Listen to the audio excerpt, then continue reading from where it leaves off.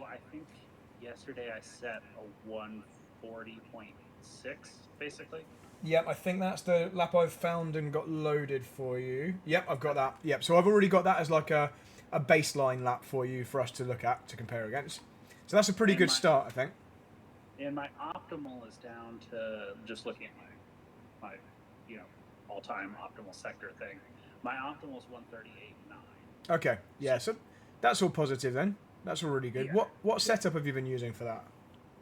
This is just the baseline setup. Baseline, so not even the Daytona setup from iRacing. Maybe this is the Daytona setup. In fact, I can probably have a look because it normally says, doesn't it? Let me have a look. Identical to Daytona. Okay, cool. So that's good because that means that's the same as what I've been practicing with here. I'm sure you'll have a better setup for the race, but I don't think this is bad at all. As a starting point, this feels fine to me. So I think this is fine to practice with. It's not going to be. There's nothing glaring that I'm like, oh my goodness. Yeah, I think this is what I was saying to Brad yesterday was that this circuit is. It means you have to massively compromise the setup anyway. So you're never going to have a setup that actually feels that great in the infield sectors because it has to be low downforce enough to cope with all the high speed stuff. Because it's quite interesting in that way. It's not a particularly. I've raced it in MX5 and it was a blast. Okay. It's a fun track to race. It's not a particularly fun track to just drive, right? Like there's like a kind of an interesting dichotomy there. But yeah. The setup thing is interesting, where it's just like to capitalize on that ultra fast section, you really need to compromise that. It would be nice to have quite a bit of downforce for the infield. Yeah, it would, but especially because of the corner types. There's a couple of corners that have quite fast entries, and then they get tight quite late on in the corner. So you'd appreciate a bit of downforce to help carry you into that high speed part, but you don't have it anyway. So we have to basically just deal with that. And the reason I bring it up in particular is because what I don't want you or any of our drivers to do here is try and make the car do things it can't do. You have to, with this car, any car here, but in particular this LMP2 car on this track, you have to settle for what the car will allow you to do and not overdrive it. Because the moment you try and gain a couple of meters in a braking zone, you lock up and you go straight off and you're in a barrier and you've ruined the race for the team. And that's what I've done plenty of times. You see it in real life all the time because some of the corners are so enticing to just brake a little bit later. You feel like you're being too cautious and then you try it and you're off. So there's also going to be tons of marbles, particularly at turn 1, but on the outside of a lot of the corners, there'll be loads and loads of marbles and dirt and dust and that kind of thing. So it also funnels you into a slightly narrower line than you might draw if you were kind of just drawing the track out, drawing the ideal line out on a piece of paper. So yeah, I'm watching where you are now. So this out here, I saw somebody take a line that I was just watching a video. Okay. And somebody took a line like way the fuck out here. And then they cut it back in, and it was actually quite fast, and they didn't get an off track. But yeah, I imagine that would be viable in a race. Obviously, be willing to change if you've got new information. But I certainly would never have gone anywhere near that wide. I'm almost the opposite into turn 1, like extremely narrow, and taking a short distance and avoiding all the dirt and all the crap that's on the outside there. So I'll show you what mine looks like. But if it turns out in the race there's some weird hack and everyone's going wide, which means that bit's clean and it's much faster, obviously adapt and do that. I've just never seen that in reality. But there's a few other corners where it's a similar thing. Now, I do have a question. What is your brake? I know brake balance is is a lot of its personal preference. Yeah. What do you like on this? So I haven't changed it. I've left it exactly on whatever it is as standard. Now, that doesn't mean to say I'd leave it there in the race. So, yeah, 56% it says as standard, doesn't it?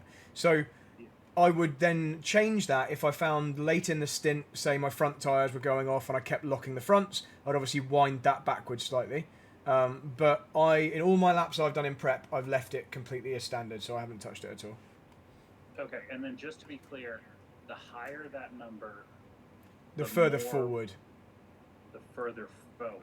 And so Yeah. the further forward, the car will turn in better but lock up. It will turn in better until the point it locks, and it will lock easier. It will lock more readily if you've got more bias at the front. So it will only turn in better because you're forcing more weight transfer. But if the reason you can't turn in is because of a lack of front grip, then actually you'll get a better turn in from more rear bias, because that will kind of that will prevent you locking the fronts, which means you can brake harder and slow the car down more without risk of breaking the front axle away, if that makes sense. So it's a bit of a mind. I was going to swear. It's easy to screw yourself up thinking, I've gone forward on the bias, that should make it turn better. Why won't it? But if you've reached the limit of the front grip, it won't help you anymore. You kind of need to go backwards. So the way I normally do it is the moment I start locking the fronts at a point I don't want them to lock, then I start going backwards. It'd be like putting like a ton of like canards and like front arrow on the front, and then you have like an over grippy front, an overweighted front end and an underweighted rear. Yeah. Yeah. So analogy, but yeah. Basically, you use it to balance tune, but I wouldn't expect it to change the car night and day, unless you're doing dramatic changes, which you probably don't want to be doing anyway. Right. This is nice following you around here. Yeah. So this next corner, and basically all of the rest of the tight corners that follow that one. The way I approach those, and what I've done actually just before this session, I've recorded myself driving and I've done a bit of a voiceover. So I'll send you the link to that as well, so you can watch that back later if you fancy. But basically what I'm talking through every corner I'm approaching is I'm braking pretty softly. I'm not doing a typical single-seater, nailing the brakes and then bleeding off. There's still an element of that, but I'm trying to stay away from the limit of the front grip a little bit on braking, so that I can roll into the corner and then roll off the corner. I'm not trying to really lean on the tyre that much, obviously within reason, because it's got to last an hour or maybe 2 hours or whatever the stint length is you're doing in these things. And once it starts sliding at this track, because you've got very low downforce, because we've already discussed why you have to have low downforce, it just gets worse and worse and worse and worse, and suddenly you find yourself losing 2 seconds a lap. So I try and just keep the car neutral, balanced, never overstepping the mark, getting oversteer or any significant understeer, because it'll spiral into worse and worse and worse. And generally, your first few laps, the tyres are quite sticky. They then go off a bit. You probably felt this because you've driven these cars before. And then as the fuel load comes down at the end, you can get back to those good lap times because you've got less weight, obviously. But don't expect to be able to match your best laps you did on the first 5 laps when you're on like lap 10, because it probably can't do it. And so you're probably best off just driving to what the car allows you to do. So anyway, there we go. That's all my like kind of baseline advice for this car at this track. Yeah. Maybe we should get you doing some laps. All right. But just before you drive, let me just take a look at your data and see if there's anything we can say before you actually start, just so you're not wasting the first run. Yeah. So just looking at this, can you see my screen, by the way? Yeah. So probably by far the most obvious, and this is always the same, this was the same with Brad yesterday, is the bus stop. So that's where there's the biggest gap between you and I. Look at that.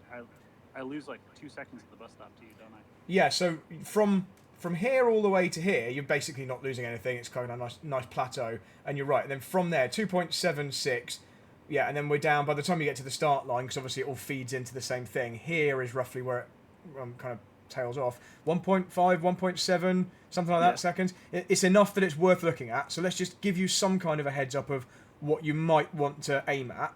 I think the main thing, and again, this is the same as I saw yesterday with Brad, is you're doing one major break at the beginning, and then you're finished, and I'm doing 2 distinct braking events, and they're both softer, and they're both quite a lot later. So I'm using the brakes to get the car to turn, and then again to get the car to turn. Whereas for it to turn right, you don't need that second brake because you've already scrubbed off all that speed. But I want you to be able to carry good speed into the first part and good speed through the second part. Whereas you're sacrificing all of the entry so that you don't run wide near like the second part of the corner. But you've got time to slow it down, before then and still go through the first one fast if you do a second brake. So basically, you can brake a bit later. You can brake about 50% the pressure that you braked, but it's maybe slightly more sustained. I guess it's not in terms of the length you're braking it. Yours is more sustained at the moment, but it's less of like a sharp point. You can kind of do medium braking and then off, and then a slightly shorter medium pressure brake and off. And the reason it's shorter is because you've already scrubbed off most of the speed by that point. And you can see where I'm doing it. You don't have to do it at exactly this point. You can be more cautious as you build up, but it's quite. I still feel like I'm braking quite early. So the fact you're all the way back here means you've definitely got quite a bit of scope. So I'm before the number 1 board. If you've got time to see that, it goes 3, 2, 1. I'm braking before the 1, but not a long way before. And then I'm off the brakes as I go over the first curb. And then I'm braking again before I get to the second curb. So they're still both quite early brakes, but they're not as early as your big brake. That's all. So it brake, and from that point onwards, it should let you get back on the power, but not as early as you're currently getting on the power, because you're able to go to 100% here because you're doing 50, 60 kilometers an hour less. So you're going to have to delay your throttle until about there, a lot later in the corner, but that's fine because you've travelled so much more quickly through the middle. You're not losing out because of it. So there we go. That's probably the main. Oh, and here we go. Don't go down to third gear. Do it in fourth. That'll kind of drag you through a bit quicker as well. But having said all of that, definitely don't try and drive it hard. If you go through there and you really like push, you will just go too deep. So still keep it nice and smooth and cautious, but just not quite as cautious as you were on that one. That's all. So there we go. That's it. Let's go see you do some laps.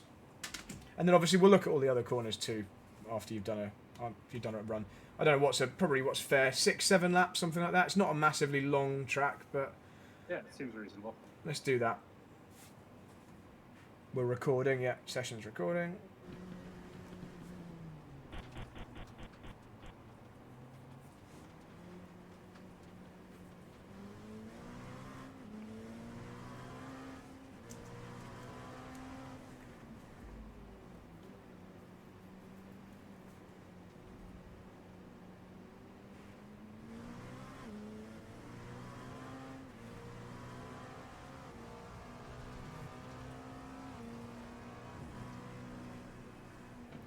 I know this goes without saying, but lap 1 is like ice. I know you've driven these cars before, but it's a really significant difference between lap 1 and lap 2 in terms of the grip that these tyres give, so just don't expect anything good on the first one.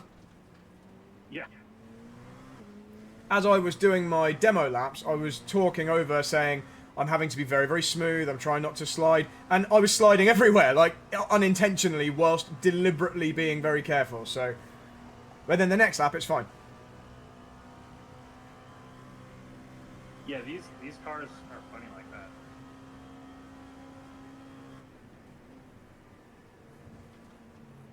That already looks better than the data I just saw, Pete, and that's on cold tyres, so that's really good. In fact, I'm going to look at what speed you did, because I saw you were at 165 before. You were 20k quicker than you did on your best lap on the data through there.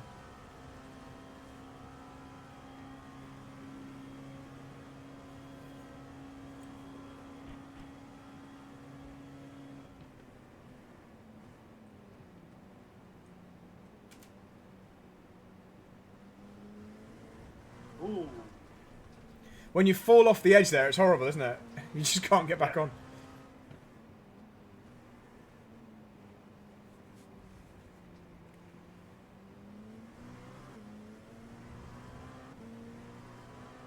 I didn't feel like I got on power too early there, but I guess I did. It might Also, be tires. yeah, I mean, it's not dirty right now, but also it will get very, very dirty out there in the race. Like, all of the edges are going to be horrendous in the race. So if you are able, in your graphic settings, I imagine you've got a really good PC, but if you're able to turn on the setting on the graphics that lets you see all the marbles and dirt, then definitely have it on. Yeah, I do. I've got a i9 13900 and a 4090. Okay, nice.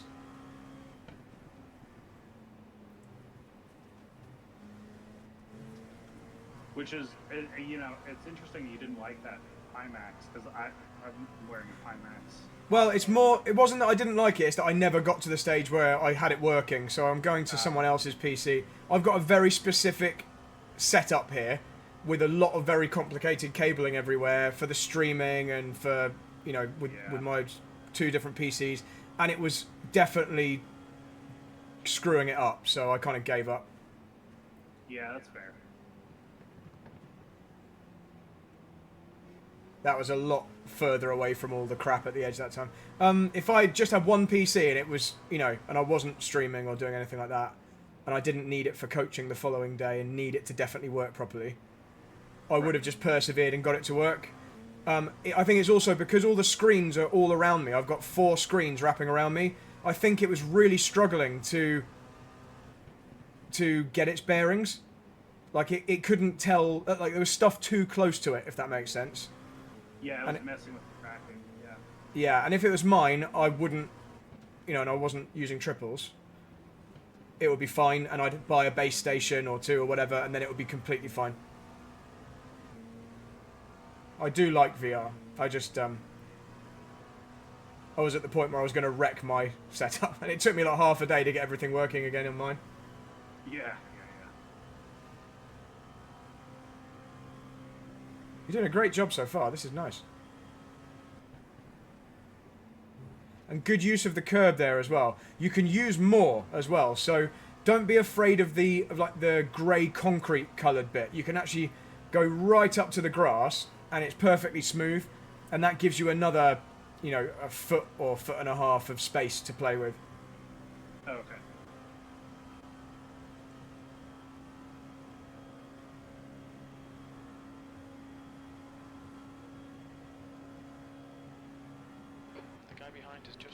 Awesome. Straight in the 39s. Really nice, neat line through turn 1 there as well.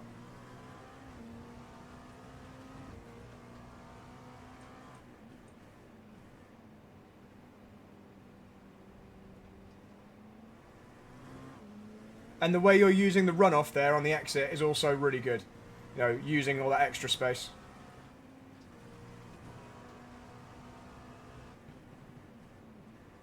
Ooh, I overbrake there. Yeah, you felt it straight away. It's better than outbraking yourself. It's just, It's still better to find the middle ground, but that's fine.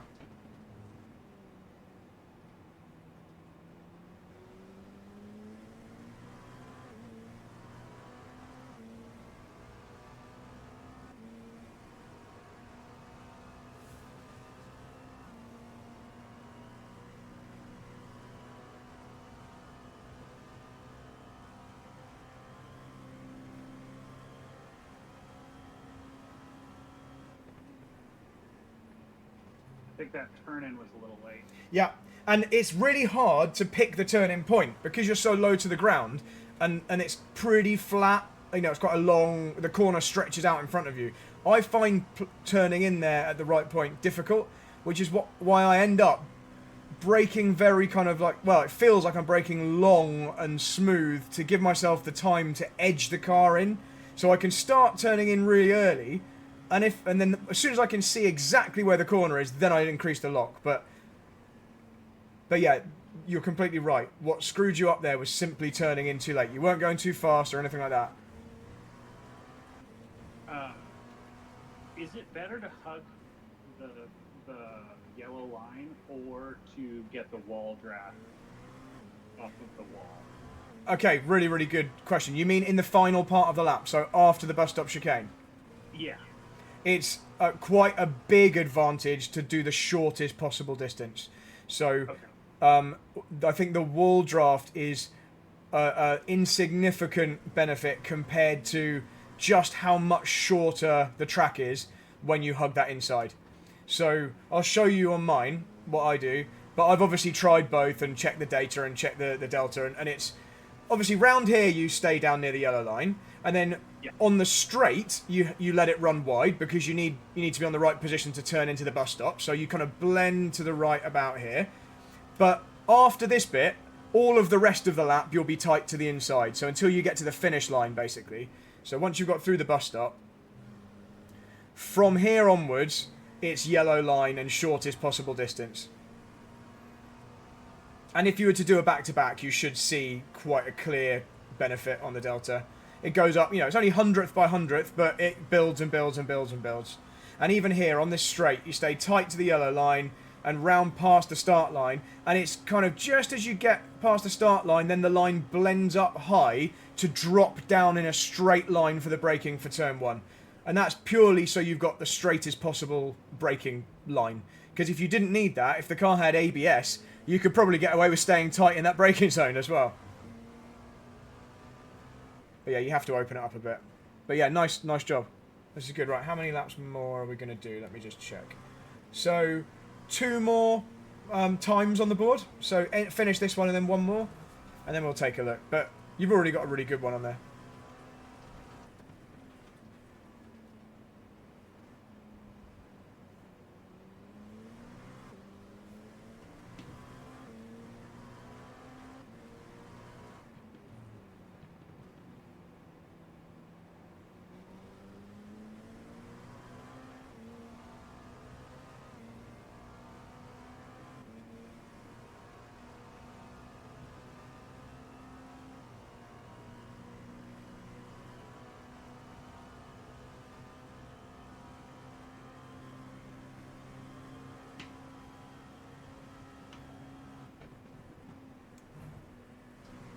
So, that was actually really good until you nailed the gas way too soon.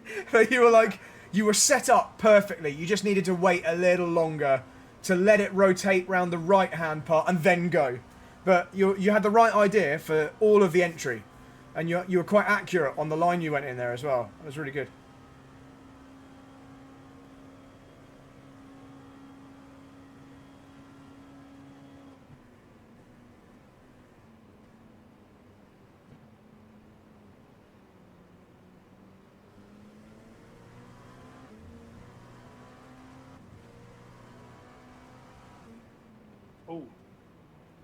That is the easiest thing to do in the race, and obviously, as you can imagine, that's probably like a 20-minute repair, maybe more, if you were in the race and that happened.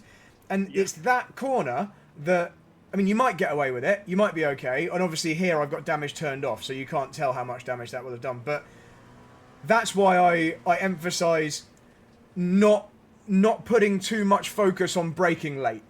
You can brake.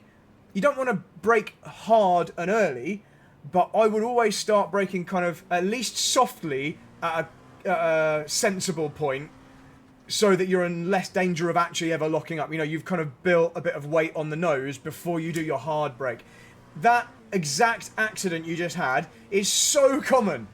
And yeah, this is in broad daylight. Obviously, when you're really tired and it's the middle of the night in the race and there's loads of marbles and dirt there, it's obviously a lot easier to do that. So that won't be the last time either of us end up in that wall.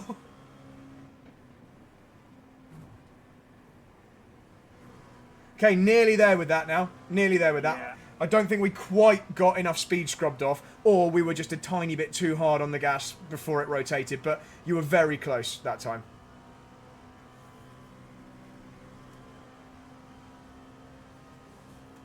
We'll take a look at it. Just finish this lap and park it up once you're across the line, and we'll dig into some of this data. But that was a really great first run. So, on your second flying lap, you smashed your best lap so far. So, that's awesome. So, yeah, let's take that one. I know you're going to adapt and change in the coming laps anyway. We'll look at that fastest one. I know you changed some things after that anyway. Right, let's load that up.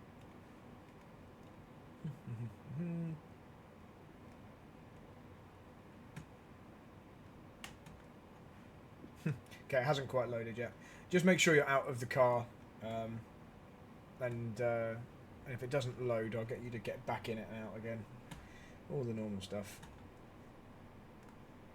Sometimes, okay, no worries. Yeah, sometimes Garage 61's really quick at updating, and sometimes it takes half an hour. Come on, Garage 61. if it is going to take a while, then we'll just look at the video. Here it is. Right. So let's take this. Let's add it to this one. And let's make it green. So your previous, the one you did yesterday or whenever you last did it, was nearly a second slower. So you found a second immediately. And that's despite you now being much more careful into the first corner. Because look, you've actually, versus your own lap, your own previous, because your one is like the benchmark on the Delta here, just because I must have loaded it first. Okay. You've already lost a second versus yourself by the time you've gone through turn one. Yet you finish a second ahead. So there's going to be tons more time to find here. Okay, so let's just start with the beginning. I know we were looking at the bus stop in particular. Let's just start at the beginning of the lap. So the main thing is you're just now braking really cautiously and early, so we can just brake a bit later. That's all. We'll go in a little bit later. Sorry, go on. That you use? Do you have a visual cue for that? I know this is always a rubbish answer. I don't think I do. I think I just go when it feels right, but I'm just going to watch mine now, just in case I'm talking rubbish, and I do have one. Yeah. Right, okay, so I kind of do. It's not a specific point. It's more of a situation or a feeling, but it is when I start turning down towards, like, so I'm trying to make a straight line for the braking, as straight as I can. So I'm going from the outside wall, and I'm going to try and get somewhere near the inside, so I'm going straight, and I'm going to end up somewhere wide. So it's kind of outside, inside, outside, but I'm not actually turning, I'm just going in a straight line there. So let's see if it looks like that from here. And it's as I approach that, you can see where the brakes come on here. It's once I've turned off the wall here, or when I feel like I'm making that turn, I get smoothly on, and then it gets harder the straighter the wheels get. Mm-hmm. You see, it's that period there where I'm kind of as straight as I can get away with here to here, but the reason I'm not at maximum braking is because obviously I'm not straight at all. And then it reduces. As I need to increase the lock from here onwards, then the braking reduces. But in terms of a point, it's actually, look, judging by this, whilst I'm still out by the wall here, look, it's here. So mentally I'm braking here by this yellow line, but looking at this, as kind of I was mentioning this on some of the other corners, I'm starting a smooth brake to get a little bit of weight on the nose pretty early and to help it turn in. And then it gets harder, and then it bleeds off as we roll in. But it's a very long braking zone. Very, very long. But yours looks like it's earlier than that. So if mine is... Yeah, okay, because we're both out by the wall here for quite some time, aren't we? I just peel off a little bit earlier than both of you, than you and previous you. So let's look at yours by comparison. And obviously, so I hug the wall longer. Is that what you're saying? Yeah, you stay out at the edge here a bit longer. So, yeah, so I've already turned in at this point, and I'm aiming kind of roughly over here. Yeah. And you're kind of rounding it round the outside more. So, although we both probably end up in a similar position here, I bet the data shows something like that. Yeah, look, by the time we're here, we're in the same place. I've just driven a straight line there, and you've gone round the edge. So you can cut out some distance. It's not massive distance, but a few meters. But mainly, you can brake harder and later by being straighter, like making that point there to that point there more of a straight line, whereas you're doing like this arc all the way around, which is causing you to have to brake a bit earlier, I think. Plus, that's going to be covered in crap during the race. Everything out here is going to be horrendous. If you turn in here, you'll probably end up by those cones, I reckon. So there we go. That's a tweak we can make then. So we'll just kind of... I'll tell you what, for a visual cue, look for the dark rubbered in bit here. So where you're kind of going past the edge of it, I'm trying to turn in towards it from back here. Even though actually you end up there. By here, you're back on it. But I'm going straight towards it and trying to end up over here. Anyway, I'll let you kind of feel your way into that, but it's basically out of the wall. I wonder if there's another more objective way we can say. So there's this white line here. Yeah, I wonder how it is. I'm going to try. I'm going to see next time I go through. I'll scout out that white line. And see yeah, so you're going past the white line, and I am. I think you're turning in just before it, from what I remember. I'm also going past it, but maybe. So there, it's pretty clear. Yeah.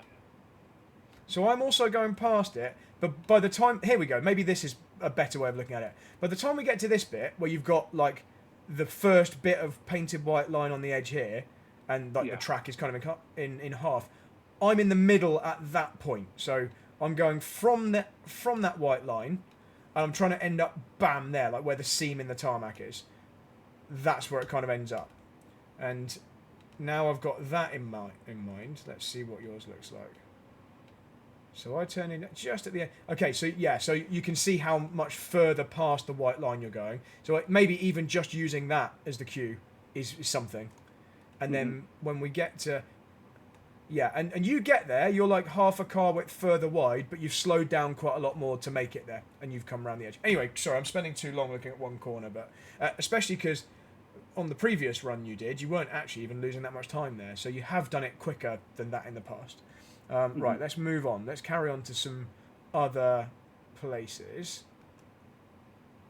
So this isn't terrible at all. We can improve into this corner, but your line looks good. Like, the line looks really decent. We're looking at the green one, obviously, because that's the most recent one. And you basically match me. You went quite wide previously when you did it in a practice, but now you're basically matching what I'm doing, assuming that's roughly right. And what it is doing is giving you a better exit than you were getting before. So that's good. You're starting to gain time back here. Although you're still a second down at this point on your previous best, this is where you begin to gain. A little bit. Not a lot, but a little bit. So that's better. The one thing I'd say maybe we want to change is you can brake slightly less hard, because you can just see how you end up going a bit too slow here, and then you have to blip the throttle, get on the gas a bit early, and then you're back up to the right speed, and then you carry on. So you've just given away a bit in the braking zone. But having said that, I just gave you a big chat about don't risk going in the barrier here, so don't put too much focus on that one. You're not far off at all. It's pretty fine. You're not really losing anything to me, really, and nothing significant. So that's okay. Then this next one. So we've got the flat out kink, obviously you're fine, completely fine. And then we've got this next long, I don't know what this is called. Is this called International Horseshoe? Or am I imagining that? Is that the previous one? One of these is called International Horseshoe, and I never know which. Hold on 1 second, sorry.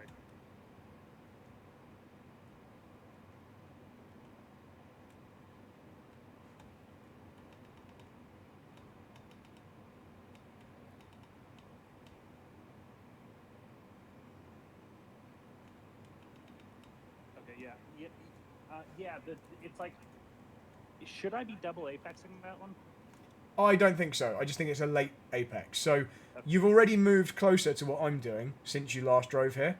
But a lot of people dive in early, and then what happens to them is like what happened to you on this red one, where you get pushed a bit wide. Or they go in roughly where you are here in the green, but then you have to slow down more to make that same apex and stay tight. Because you've done really well to stay tight here on the exit. What you end up doing here is really good. I want you still close to the inside at this phase of the corner, but by turning in quite as early as you did there, like here, getting in the middle by here, it just means you've got to slow down more to make it through that middle part. So you're quite close to the ideal here. All you need to do is just delay that main turn a little bit longer, just like hover around the edge a little bit longer, and then smoothly arc to the inside. And then you see on my blue line, it was just a bit easier to stay tight. I was able to just carry, a little bit more speed. If we look at, say, here in the corner, I'm like 10 kilometers an hour quicker, and it was easy to do it because I just swept in from slightly wider, that's all. So you're pretty much there. You're coming off the gas at the right point. You're braking at basically the right point. I just think you edged in towards the inside a little early. It's totally understandable. It doesn't look stupid. Like when you look at your line here, that looks kind of fine. But because the corner, it's not a continuous arc. It's not like the angle of the corner, the radius isn't constant. You see, it's kind of like the track's narrow here. It widens out here. It gently curves in here. Then it suddenly gets tighter just here. So you can effectively pretend the straight carries on. Because the track widens, you can just keep going straight and just use this bit and imagine it was more of a normal hairpin shape by just using more of the width, if that makes sense. You've just treated it a little bit more like it never got wider. And you can see it from this angle. You see this bit that pokes out? I'm driving down to there somewhere and then turning in, whereas you're already turning in here, and you can see you've given away a bit of potential space to get the car turned in a bit more easily. Hopefully that's actually what it looks like when I show you this, but it's not immediately obvious how to do that one, but it seems to work for me. So fingers crossed I do what I just said. So yeah, I'm looking to go down here somewhere, delaying the turning. Yeah, widening it, and then it's like one arc. And look how easy it is to stay tight, and how early I can get on the power. Like now, I'm already on the power pretty hard, and it's getting more, and it's just constantly increasing without running wide at all. You know, it actually gets even tighter by here. It stays really nice and tight. But you can only do that by using this little bit of extra width out to there. That's all. Okay, cool. But you're not far off, though. So definitely don't beat yourself up about these two corners. You've done a really good job. And then the next one. Okay, really good speed on the straight. Probably just braked a little bit hard. But you'll iron that out. You're just being cautious, you know, nicely cautious. Your line looks pretty good as well. Really not far off. If anything, so I like that you're going narrow here. If anything, you can allow yourself a little bit more freedom to run wide. I don't want you going very wide. I'm still on board with me at the moment here, but I'm also aiming to stay tight here and not go over here. I don't want to just go like, 30 meters further for the sake of it. But I'm just allowing a little bit more room. As long as you kind of arc back to the inside by like here, and you're tight by that point, it's fine. I think the only thing that you're doing by staying quite so tight here is maybe preventing yourself getting to full throttle quite as soon, but it's not big. It's really not a giant difference. So again, just a small tweak. Brake slightly less hard and just roll in at a tiny bit of a higher speed and give yourself a tiny bit of freedom, 2 meters or so extra width, and you're fine. But again, you're not going to gain a huge amount because you're not losing a huge amount there. The big one, I think, is the bus stop still. That's going to be the one where there's still most time to gain, even though you've already gained loads. Yeah. So you've gone a chunk of the way there, but there's still more. So you've moved your braking, how many meters later? 7.5, like 15 meters later? That's pretty good. But you're still quite hard, and you're still doing one brake. So we want to do even later and and 2 brakes. Yeah. Brake, turn left, brake, turn right. That's it. And that'll stop what happened to you on one of the really good laps. In fact, I'll show you the lap because I'll go on board with you. It was one of the last ones. Was it this one? Where you really nailed the entry and then it just didn't make the exit. And I think it's because you didn't have that second brake. So this is good using this curb. You can use more though. You can go right up to there. I'll show you my one in a minute because I haven't actually shown you mine yet. But the speed we're doing here is still 207k. I'm braking again here, and you're off the brakes now at this point, so there's no weight on the nose, and it goes out into the middle and wants to just keep pushing wide and there. You nearly had it. You nearly had it. If you had that brake, then you'd be there. And you'll be able to see it on mine now because you actually have the visual brake on the screen. I don't think this was my best example. I don't think I used enough curb on this lap. Just the tyres were in better condition on this lap. So I reckon you're going to see me not use enough of this. Oh, actually it was fine. It felt like I didn't use enough. But so I've done brake from here and off to let it rotate. Brake again and off. And you see how tight it stays. And what were you were doing like 207k here.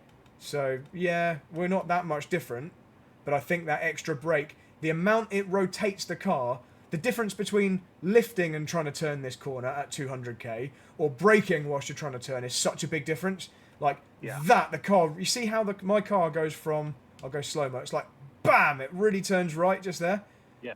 In fact, so much so that I go on the grass. It didn't give me an off track, but it just did it because at the moment I turn, I'm braking then as well. And yours just didn't want to do it. So that's the main tweak. Softer, later braking, but do it with purpose. Like turn left, off, turn right, off. That's it. I think that's it for the moment. I think those are our main things. So just as a quick recap, turn 1 you can get away with doing that straighter line towards the middle of the track where we looked before. So if I just fast forward to that point, I don't even know whether I finished this lap. But yeah, so straight line, turn in at the end of the white line here. On this lap, I was about to park up anyway, so that's probably not accurate. But you go straight line to there. Next corner, don't try too hard because actually you were pretty good. Through the next one, You were also pretty good through the one that I was calling International Horseshoe, but you can go straighter for longer and then smooth the arc to the inside. Okay. This one, pretty much there, except just give yourself a little bit of extra freedom to go slightly wide. Mainly it's the bus stop, and we've just discussed it, so I won't do it again. Let's go do some more laps. All right.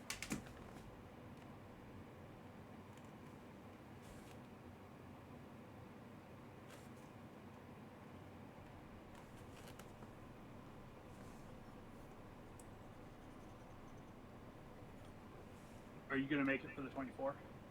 I can't because I'm actually working at a kart event. I didn't realise it was going to be on the same weekend, but I'm doing the driver analyst role for the British Rental Kart Championship. So like the Skypad on Formula One, like the Anthony Davidson Skypad role. I'm analysing incidents and showing people what happened in each race. Well, that's cool. So I'm not at home. Otherwise, I definitely would have made it. Yeah. Are you going to be? Are you around this weekend? There are some plans that have been made for me by my other half. So we're supposed to be going somewhere and doing something, but I don't remember what they were. But I'll be around sometime at the weekend. Well, Phil and I are doing the cons like 6 hours of Daytona. Okay, that's good prep. So if you would like to join us for that, of course you're welcome. Talk to me after this session about what time that is on, and I'll cross-reference it with my diary because I would like to do it. I'm also aware that I'm way too frequently unavailable for my fiance at weekends when she works all week, and I have racy stuff at weekends because that's when it tends to be. Yeah, you obviously got to take care of your family.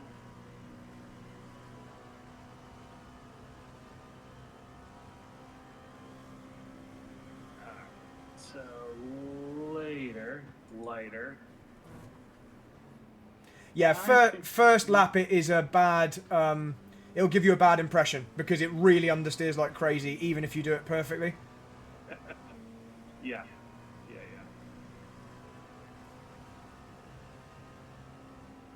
Do I have a cone in the front? Oh, that's a good question. I'm looking. Let me just zoom out. Nope, no cone. If you've got it, it's somewhere underneath that I can't see, but I'm pretty sure. I'm pretty sure there's nothing there. I'm just doing a bit of a circle of your car. Yeah, there's nothing visible. Okay. It's making a funny sound, but feel free to, if you think there might be something, feel free to reset it anyway. No, it's fine.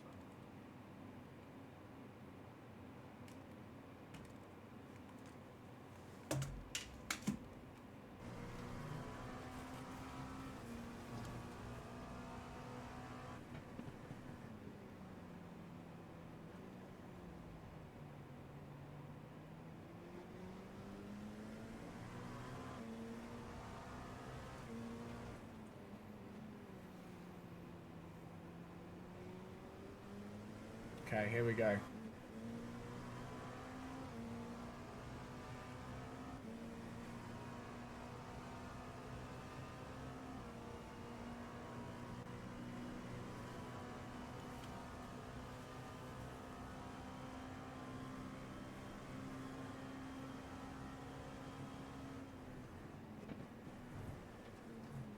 Oh, it actually turned in almost too well for you that time.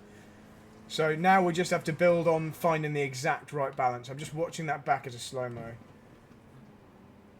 Yeah, I think that time you actually carried on braking a bit too long. Because you got your speed down to... Yeah, we ended up down at like 160k or so. So I think the minimum you want to be going through there is a little bit higher than that. Around 200. Yeah, around 200, yeah, so... Ooh. That's one of those, if that's in the race, you're like, it's okay, everything's fine, we missed the barrier. Yeah. No, nobody saw that one.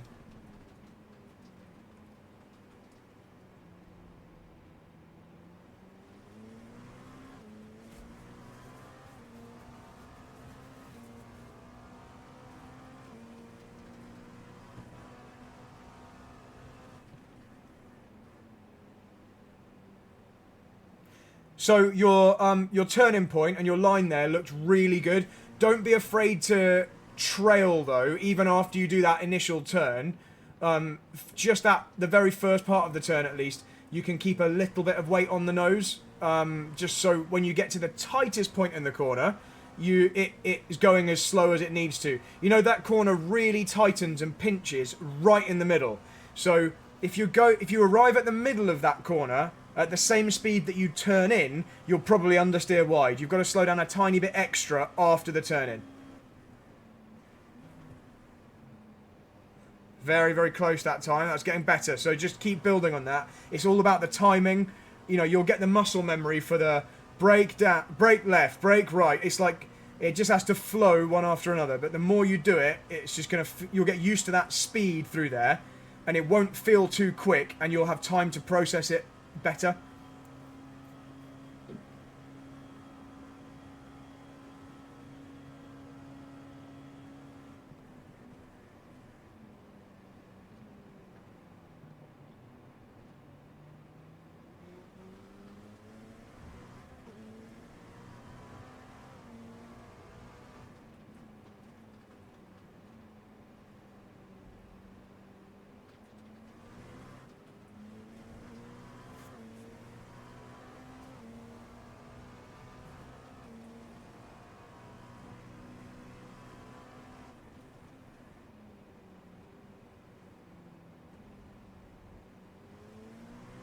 Ooh, too aggressive.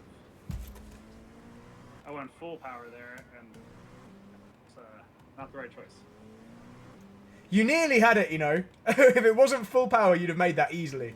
Yeah, it's a very, very smooth throttle application on the exit of that one. Yeah, everything felt good about that, except I got a little too greedy and blasted the throttle. You'll just iron that out with practice. You're doing a really good job. Up until that point, that was really good.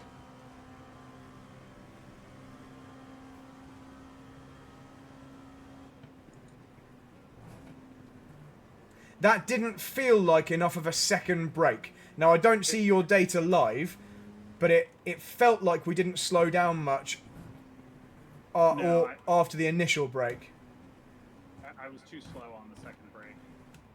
That's 100% what it was. Yeah, it looks, when I watched that replay back, it looks like the second brake happened after the right turn, and it needs to happen before you turn right in the middle. So they're in quite quick succession, the first and the second brake.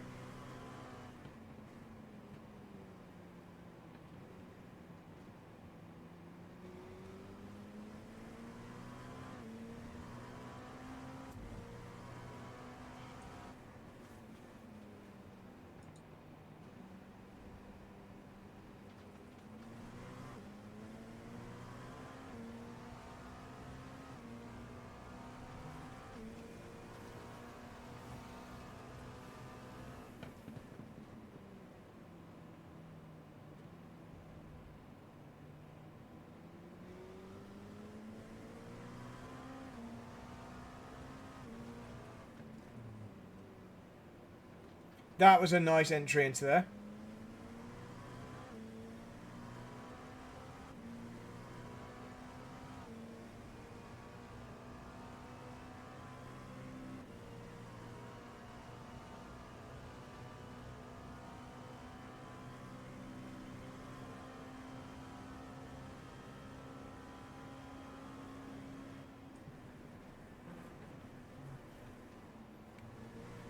Definitely getting there. It's obviously still slightly messy.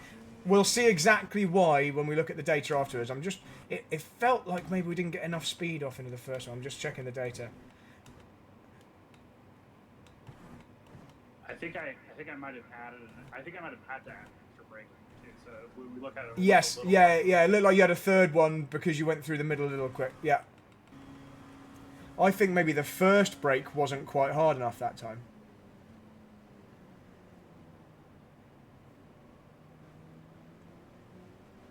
Oh, whoops! I didn't drop down enough with the gear. So my drive out of there will be bad. Yeah. I'm impressed that on that last lap you still did a 39. So that's decent because it wasn't a perfect lap at all. And you still got in the 39, so that's good. Now when we start pulling it all together on the same lap, we're going to be in the 38. So that'll be good. That's it. So that time, it really looked like you knew the tight bit was still to come. You were like still slowing it down in anticipation of the really tight bit. So that was good.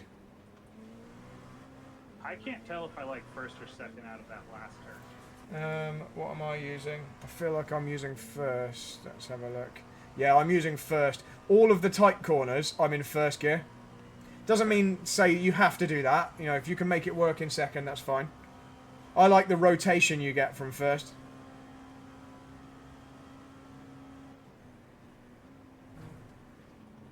That's it. That's it. Good. Really good. Now, if you can build on that and do exactly what you did there, but just at an incrementally higher speed, then you're going to be super fast through there. That was clean. Regardless of what the Delta says, that was like neat, tidy. You're in the right position. So do it like that as fast as you can. And then we're there.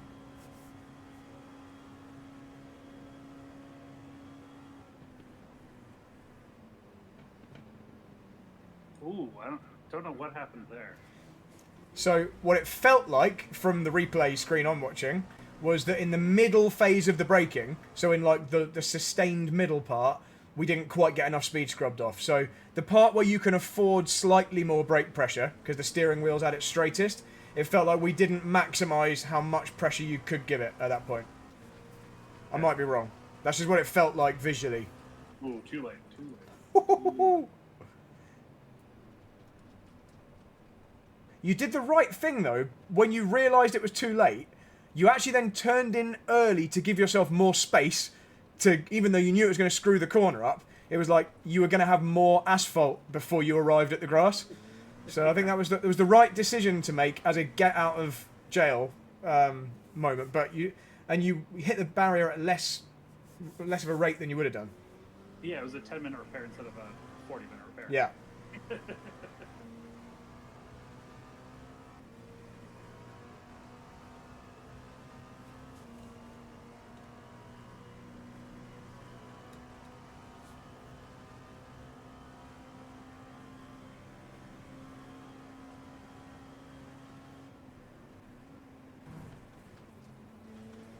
Yeah, so that's the second time in a row that felt good through there. Yeah. And I don't know if this is conscious, but it feels like you're braking before you turn right now. It feels like you're making the car rotate rather than hoping it rotates. So that's good. And that sector is up by quite a bit. Okay, good. The sector is almost 0.3. Off that.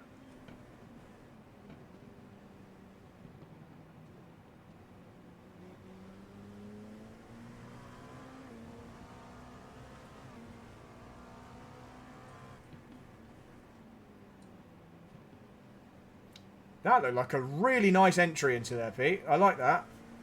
Nice. It was very flowing. It was like a real nice arc.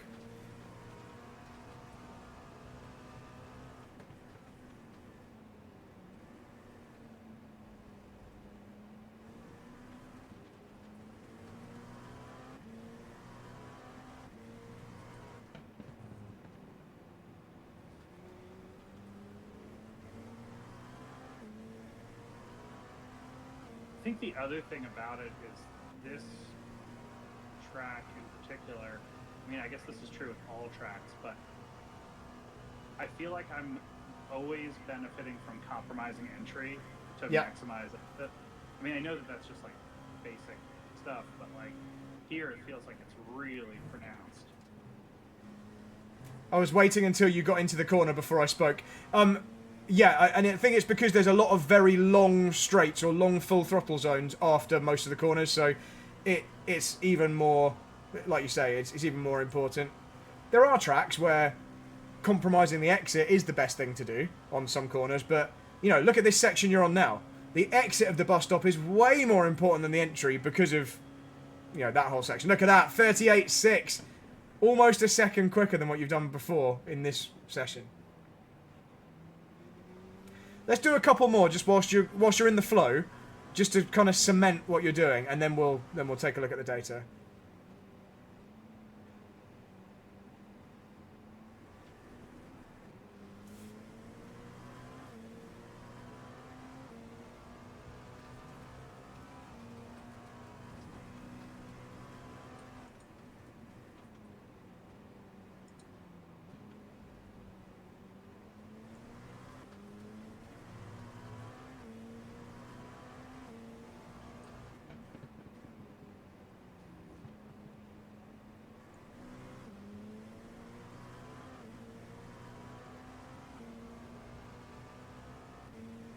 Man, if I owned that car, going up on that thing would really annoy me. Yeah.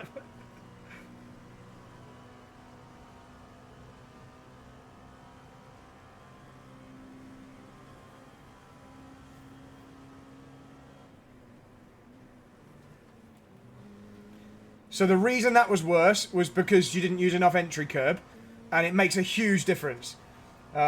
So that time, how much did we use? I'm just watching back. Yeah, so you didn't get on the concrete part that time, and it just gave you less space to play with. You're at a tighter angle, so the using loads of that curb there, in fact, you can even touch the grass on the left, and it doesn't give you an off track unless you use a bit too much, is quite key. This bit's way better than before.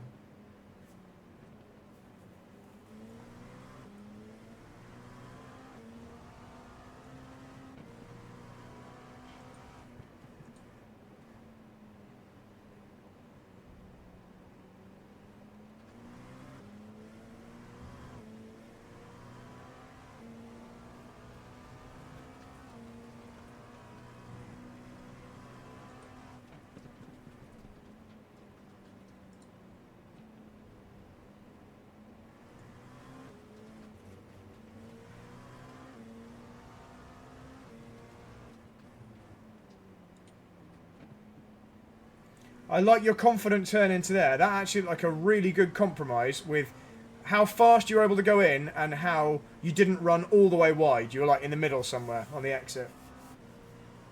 Right, let's see if we can nail this bus stop one last time. Use tons of the entry curb.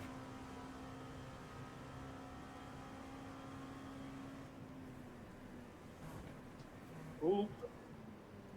I think that might have been a bit too quick. We didn't use all the entry curb, even though you were trying. Oh yeah, you were like 20k quicker than the car can go through the right-hander. That's all. Well, so I was just like, I got on the throttle way too soon. Okay. Yeah, I mean, like instead of tapping the brakes for the right-hand section, I just gunned it. Yeah, fair enough. At least you tried. At least you know what it can or can't do. It can't do that. No, it cannot do that. Right, let's do one more then. Let's finish this one. All right.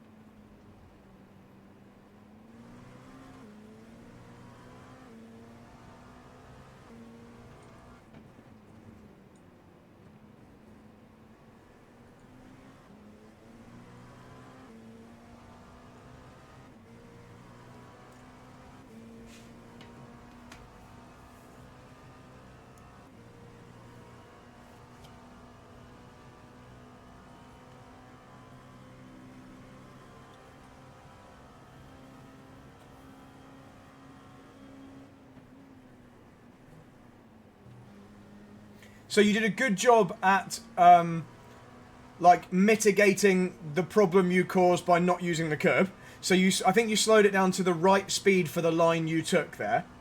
But Yeah. if you took the Kirby line, I'll show you when you finish this run in a moment. I'll just show you that one because regardless of what this lap time is, that's it'll be quite a good comparison to show you how much it affects it. Still in the low third, so that's your second quickest lap. Sorry, even with a slow bus stop. So if you just park it somewhere around here, I want to get that data and look at your best and that one actually, but mainly the video on that one. So let's just get that lap back there. So whilst we're waiting for Garage 61 to load that data, I'll just show you your two best laps compared, and just how much difference that bus stop line makes, just because it's quite visual. That you did really well, man, really well. You're down in the 38s now. That's great. A bad lap is now a 39, which is awesome. Right, so this was the lap you just did. So I think we've turned in a bit late this time. You see we're still up against the wall. And now we turn in, you see we basically just skim the edge of the curve, and you just see how tight this next one's about to be for you. And when you get there, you're like, you do a great job at going, oh shit, stopping it, and then neatly finishing the corner. That's exactly what you should do if you find yourself in that situation. And, you know, sometimes you are going to go in on a less than ideal line. Maybe there's a GT3 car here. Maybe you were tired and you just turned in too late. But on your best lap, I bet that isn't what we see. So, and I bet it's way easier as a consequence. So, we turn in earlier, so we're already peeling off the wall, and then right up to the edge here. And like you don't need to turn to get round here. You're already facing straight that way. You know, you're not coming in at this angle with a very, very tight right-hander facing you. You've only got a gentle right-hander facing you here, and you've got it rotated, and off you go. So yeah, you've seen the two different versions there. So the thing that will screw you up or set you up brilliantly, depending on which way around you do it, is getting this bit right. So, right, let's get your data.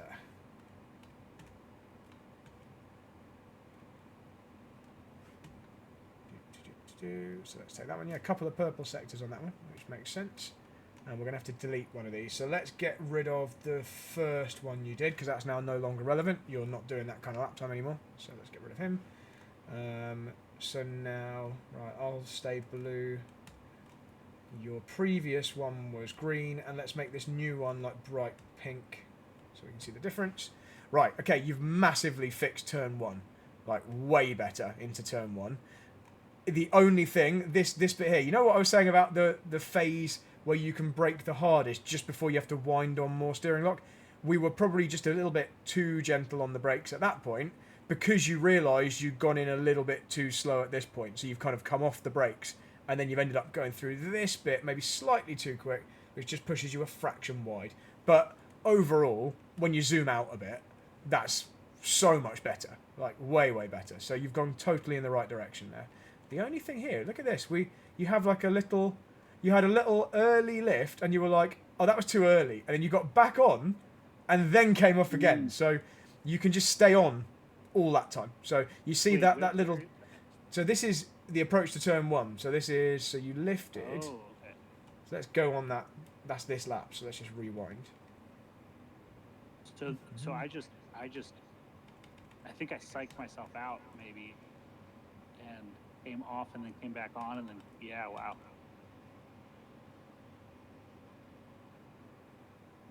Yeah, it's only brief because you're covering quite a lot of distance in a short period there. But yeah, it's just here, you lift, and then you're back on. So it's almost imperceptible actually when you ride on the onboard, but it's something. And you drop a good like 15 kilometers an hour or something, and that just starts to lose you a bit of time before you need to. But it's not the end of the world. It's fine. You know, you also did a little brake there. That you kind of did a lift and a brake, and then off.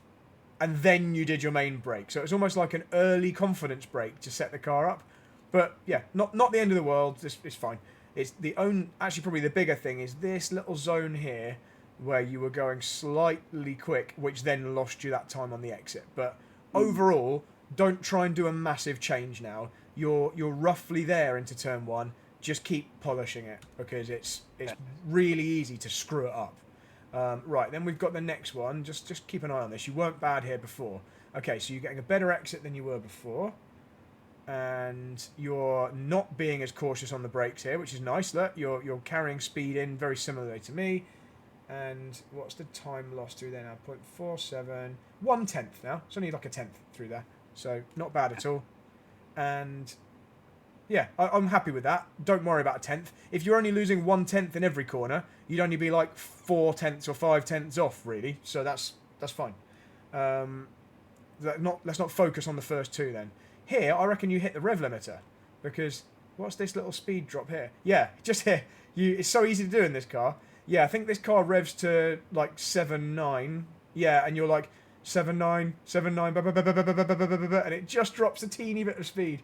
So maybe like half a tenth just there, because you were matching me for speed, and then here there's like a 6k difference. So just be on top of that. I did it loads. When you watch, or if you watch my demo laps back, I do it multiple times, and I'm like, no, I did it again.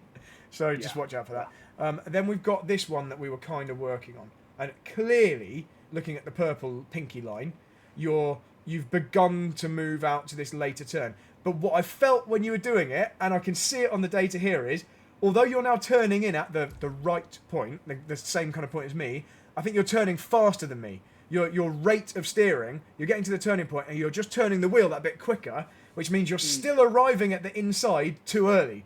So you're still getting there here when I'm taking a more slow approach, and by slow I don't mean I'm actually going faster, but I'm getting there more slowly because of the smoother turning. And when you look down at the steering trace here, it's not super obvious, but you can see it. If we go just here, you see here where the purple and here where the purple are 16 degrees-ish more than my one. That's it. It's that point there. So you can just be slightly more gradual. Look how smooth the blue, and in fact your old green one as well, to be fair, were there.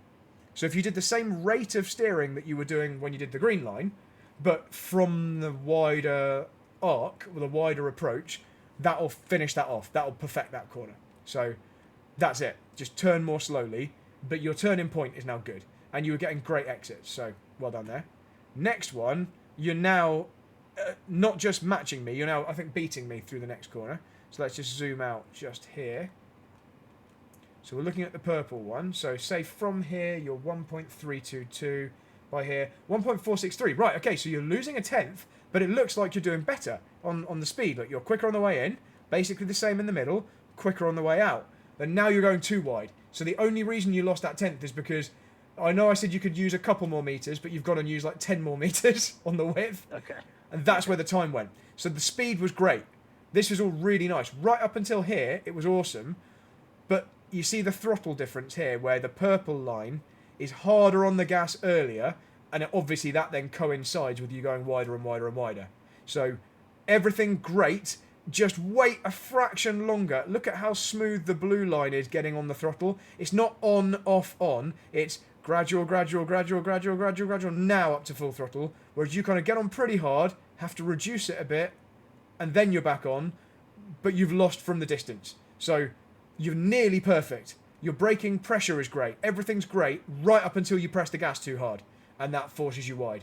So you would have beaten me through there and probably been half a tenth quicker, but you ended up being a tenth slower. That's all. So, but again, that's two corners where you were only 1/10, so that's good. And then the bus stop. Let's look at your bus stop. What happened here? Okay, so you got in quicker. We've ended up actually with a slower minimum speed than you did on the previous run. But look at how the brake trace is now nearly perfect. Like, or certainly it's like an exaggerated version of what I'm doing. It's still a bit too early. It's still a bit too hard. But you've moved closer to the ideal. So why do we slow it down quite... Okay, the reason that you've got a slower minimum is because you're doing a second brake, but your first one was already quite hard.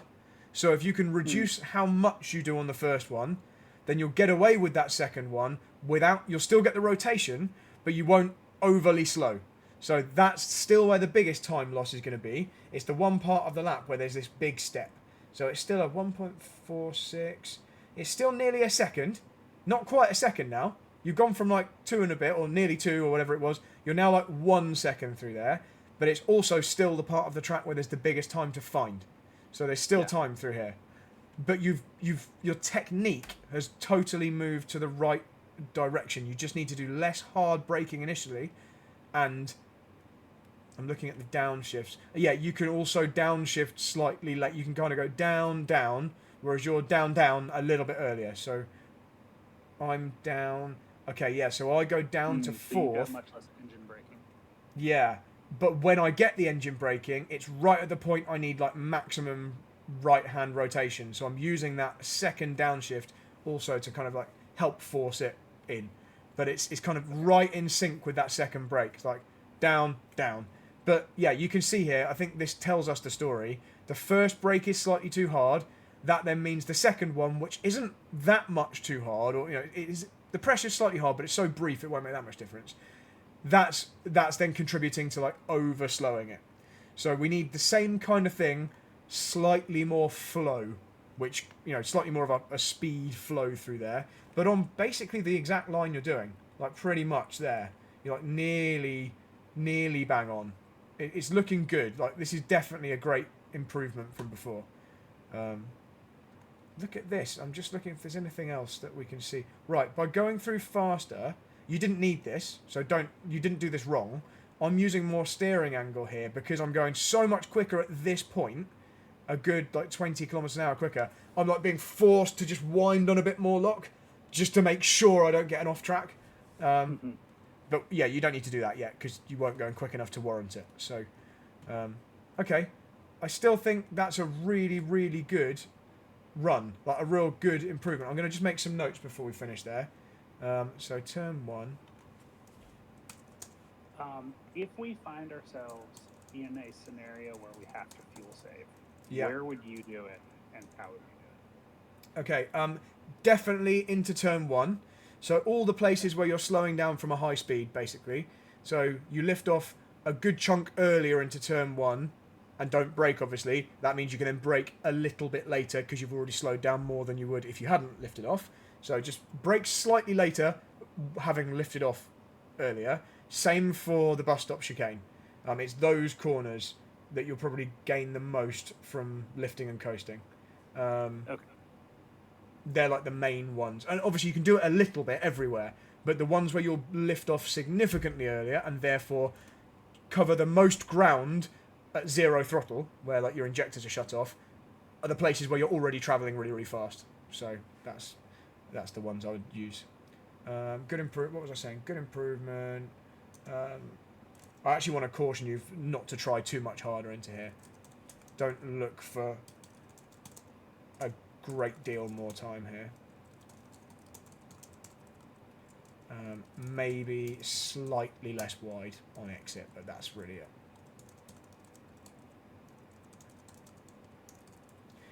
The next significant corner here, similar again. Yeah, don't change very much here. If anything, maintain this caution, because this isn't where you're going to find a load of time.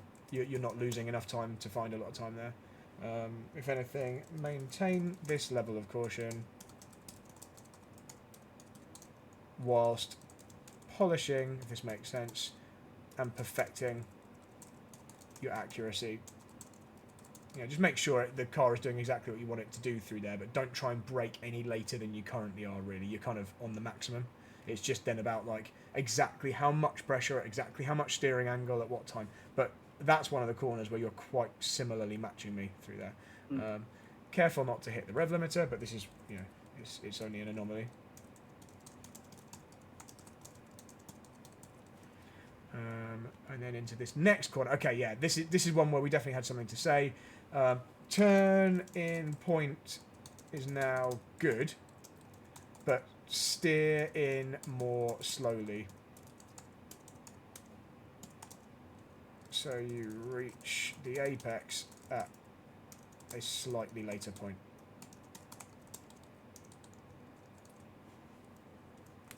Hopefully that makes sense. We could see that one quite clearly. That, you know, you're nearly there. It's just that we got to the inside of it too soon. This one is great.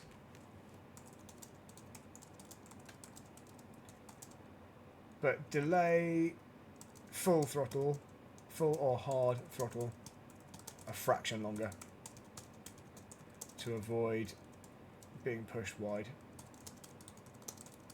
That's the only reason you weren't better than me through there, is how wide you went. And obviously bus stop, we've had lots to say about this, but the technique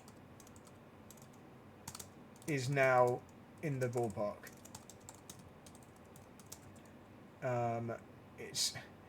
We need less braking intensity on brake 1, and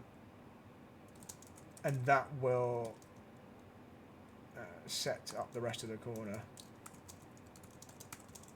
because your timing is good. Like when you're pressing the brakes is good now. It's like you could go slightly later on the first one, but whilst you're trying to get used to braking less, I'm wary of encouraging you to brake later and then you've got less time to do it right. I'd rather you had a bit more time like you have here, but when you're doing the second one is good. So it's just a case of getting it right and flowing through there without scrubbing too far wide. Because I haven't seen you do that yet. we can't like correct anything. You know, you might do that and do everything perfectly on the brakes, but then turn the wheel too fast, and obviously that's going to induce understeer, and you still won't make it. And it'll be like, but hang on, I'm braking correctly, I'm on the right line. Why won't it turn for me? And then we could look into why it won't. But until that happens, I can't comment on it. So just keep doing what you're doing, except slightly less hard braking here, and then it should flow through at 15, 20 kilometers an hour quicker than it currently is for you. That's it though. There's not that many corners, so that's all of them to talk about. If you can do all those things, you're going to be. I mean, if you get down in the 37s, even that's really good. That's strong pace. I started off definitely in the 37s. I've only got into 36 with some practice, so I don't think you're a million miles away. 37.